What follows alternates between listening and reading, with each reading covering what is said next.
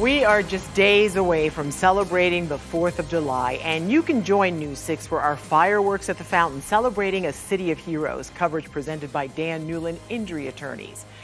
And we'll be featuring stories of our everyday heroes during the pandemic, as well as the big fireworks show. And all new at 4:30, we are bringing you one of those stories. News 6's Candace Campos introduces us to one bar owner whose leadership helped pave the way for restaurants to stay afloat. Jason Lambert of the Hammered Lamb doesn't really consider himself a hero of the pandemic. You know, everyone was kind of like doing their best. But when we looked back at our coverage of restaurant and bar closures, We're going to do our best to keep everyone as safe as possible in here. I had one person, actually, I was working on last Friday night and physically like grabbed a hold of my arm and was like, "You can't tell me what to do." And I'm like, in my place, I sure can. Get out. he was all over it. We're absolutely taking every precaution that we can. And that's why the city of Orlando nominated him for being a leader and source of support for other bars and restaurants in the city beautiful. Not everybody knows that the majority of the bar owners downtown all know each other. We all grew up together, and a lot of us bartended together, you know, on Wall Street and different places downtown.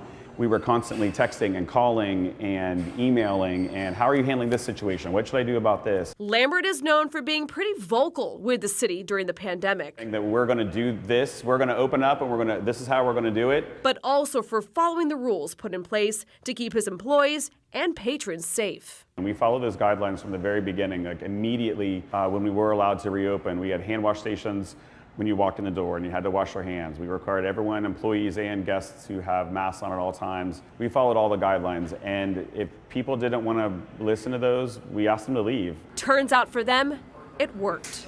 We came out of it, I think, faster than a lot of other places did because people did feel safe here. And Lambert is also known for his support of other restaurant workers. pretty much everybody was out of work in this industry. They put together, with the help of Tito's and other community organizations, several free meals for restaurant workers who were struggling. You know, a feel-good moment, I guess, for sure, to be able to help out where we could. Hey, all right. Cheers. Looking back, Lambert said there's one thing he's most proud of because it's indicative of the job he did, keeping people safe. I'd say the highlight for me was the fact that none of our employees got COVID, and we were really adamant about face masks and social distancing and washing our hands. I think Orlando is really well known for in that times of like hardship and tragedy, and Orlando's always pulls together when we're at our lowest. I think that's something that makes me feel good about being here. Well, I just want to say that's what leadership looks like. Absolutely. And if you have a chance, go check out Hammered Lamb. It's a wonderful spot. Yeah.